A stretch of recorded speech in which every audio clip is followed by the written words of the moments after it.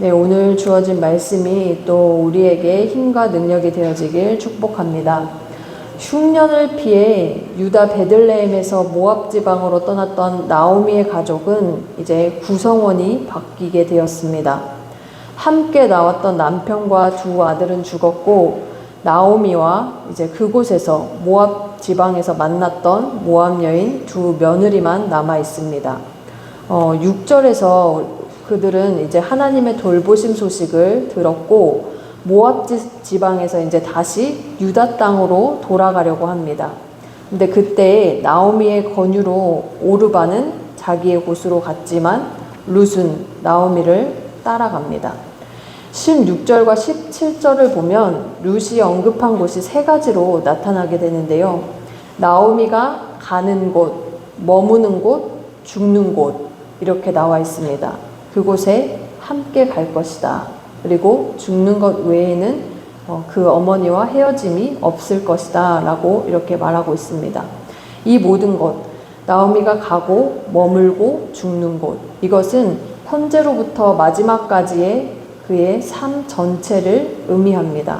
그리고 무엇보다 나오미가 믿는 하나님을 선택하겠다라고 이제 룻이 결단을 하게 돼요. 그녀는 굳게 결심을 하였고 그렇게 최종적으로 나오미와 모압 여인 룻이 돌아왔습니다. 그리고 이어서 19절 말씀을 우리가 함께 읽겠습니다. 19절입니다. 이에 그 두 사람이 베들레헴까지 갔더라. 베들레헴에 이를 때에 온 성읍이 그들로 말미암아 떠들며 이르기를 이가 나오미냐 하는지라. 돌아오기가 참 쉽지 않았을 것입니다. 더 좋은 환경을 찾아서 나아갔다가 금이 환영한 것이 아니었기 때문입니다. 나오미는 되게 조용히 숨을 죽이며 자신이 살던 집으로 돌아가고 싶었을 것입니다. 차라리 몰랐으면 했을 것인데요. 그런데 반응이 무척이나 뜨겁습니다. 그들로 말미암아 말씀은 온 성읍이 떠들썩했다. 이렇게 말을 하고 있는데 요거를 조금 더 구체적으로 표현해 보면 온 성읍이 정신이 나갔다라고 할 수 있습니다. 사람들의 관심이 그만큼 나오미에게 지금 쏠려 있는 그 모양새를 나타내고 있죠. 그들은 나오미를 향해 이가 나오미냐라고 했습니다. 이 말은 나오미를 안 본 지 너무나 오래되어서 정말 몰라서 되묻는 것이 아니었습니다. 돌아온 나오미의 이 모습에 한편으로는 놀랍기도 하고 기쁘기도 하여서 감탄사로 사용한 것입니다. 나오미가 다시 돌아오리라고는 생각지도 못했는데 그녀가 돌아왔고 행색은 또한 말이 안 될 정도로 말이 아닙니다. 그런 그녀를 보니까 그들 역시 여러 가지 감정들로 뒤섞였습니다. 그래서 긍정적인 반응도 있고 부정적인 반응도 있고 모두 나타나서 그 온 성읍이 정신이 나갔다라고 이렇게 지금 표현을 하고 있는 것이에요. 이처럼 그들의 평가마다 만약에 나오미가 마음을 쏟았다면 이리저리 흔들릴 수밖에 없는 상황이었습니다. 주변의 반응만을 생각했다면 돌아오는 선택을 하지 않았을 거예요. 돌아왔다가도 견디지 못하고 다시 또 나가는 그러한 상황에 놓이게 될 것입니다. 그야말로 나오미가 더욱 의기소침해질 수 있는 그런 장면의 그 연속이었는데요. 그러나 우리는 이어지는 나오미의 고백을 통해 그녀의 관심이 어디에 있는지 볼 것입니다. 오늘 그 말씀을 통하여서 우리가 우리의 관심, 우리의 집중을 어디에다 둘 것인지 다시 한번 결단했으면 합니다. 20절 말씀을 우리가 함께 읽겠습니다. 나오미가 그들에게 이르되 나를 나오미라 부르지 말고 나를 마라라 부르라. 이는 전능자가 나를 심히 괴롭게 하셨음이니라. 지금 쥐구멍이라도 있으면 숨는 것이 먼저가 되어야 할 것 같지만 그녀의 선택은 달랐습니다. 나오미라는 이름의 뜻은 기쁨, 즐거움입니다. 그런데 그 이름으로 불리기를 거절하고 마라라라고 부르라고 하고 있는데요. 마라는 그의 반대, 괴로움 또는 쓰다라는 뜻을 가집니다. 여기까지만 보면 그녀의 상황을 그대로 대변한 것 같아 보입니다. 그래, 너희들이 보는 그 상황 그대로 나는 기쁨에서 슬픔의 여인이 되었어 라고 이렇게 긍정하는 것 같아요. 동조하는 것 같아요. 하지만 우리가 보고 싶은 그 말씀의 구절은 그 뒤에 내용입니다. 그 내용은 뭐라고 되어 있냐면 이는 전능자가 나를 심히 괴롭게 하셨음이라 라는 이 부분이에요. 왜 이 부분을 보고 싶냐면 나오미는 하나님을 지금 전능자라고 고백을 하고 있습니다. 전능자가 담고 있는 뜻은 충분하다, 넘치다 라는 뜻입니다. 나오미의 삶이 비록 마라로 전락한 듯 보이지만 거기서부터 전능자 하나님을 만났고 또 고백하고 있는 것이죠. 그녀는 약속의 땅으로 다시 돌아왔고 하나님 백성 가운데서 거하기를 선택했습니다. 그래서 이제 흔들림이 없는 거예요. 전능자를 바라보고 있기 때문에.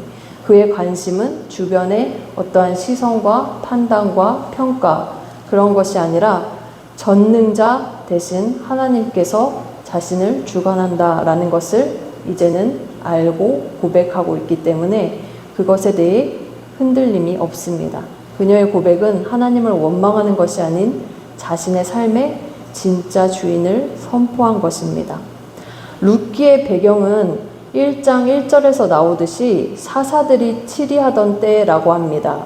그때의 가장 큰 특징은 왕이 없어서 자기의 소견에 옳은 대로 행한 것, 이것이 가장 큰 특징이었어요. 이제부터는 그런데 나오미가 따를 왕이 이제 선택이 되었습니다. 하나님이신 것이죠. 자기의 소견에 옳은 대로가 아닌 하나님의 소견이 우선되어질 것입니다.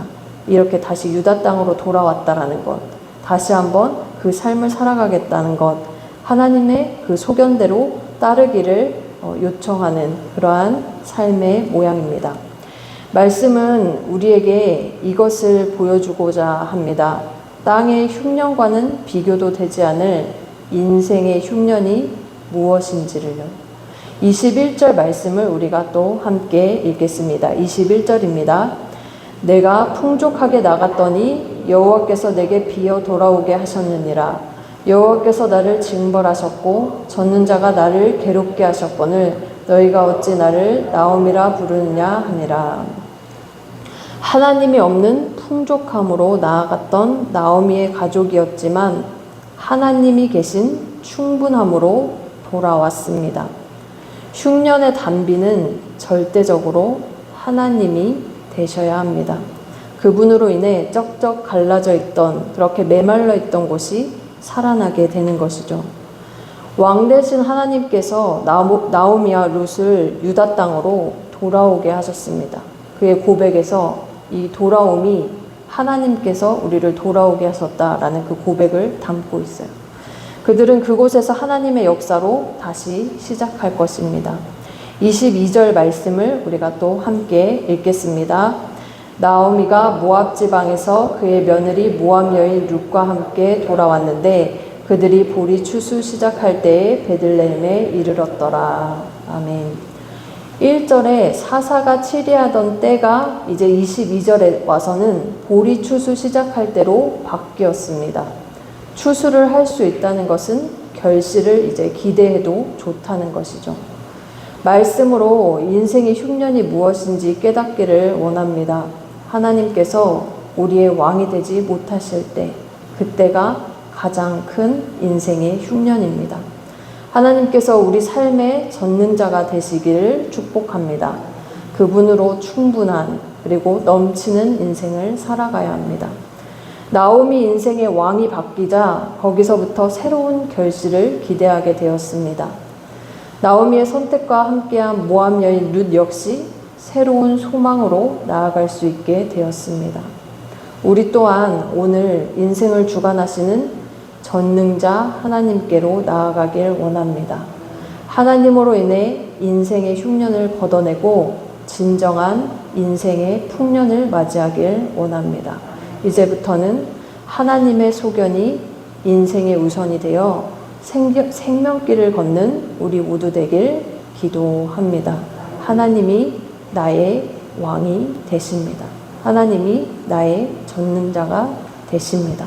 하나님으로 충만하고 또 넘치는 그러한 삶을 살아가시는 우리 모두 되길 축복합니다.